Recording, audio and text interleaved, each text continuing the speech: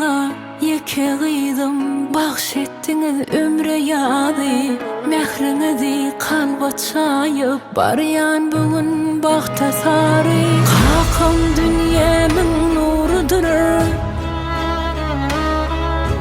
Kebem durmuşmun teci. Baktım taptım doğanıdan, sizden bilen ömür sücü.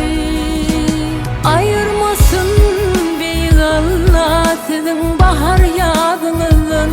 Baktlı insan yoktur bugün maralıyızınızdan. Ayırmasın bir Allah sizin bahar yağdığınızdan. Baktlı insan yoktur bugün maralıyızınızdan.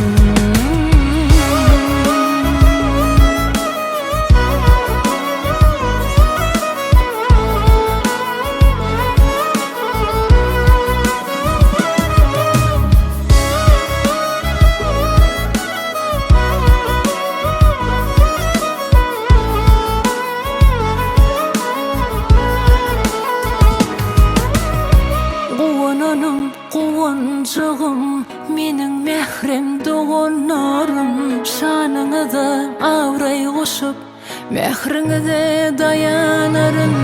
Gelliler kutlap bukçami, kanatlanım kuşlar yali. Sağ ol kavlam, sağ ol kebem, sizden taptım bağıt yolu. Ayırmasın bir Allah sizin bahar ya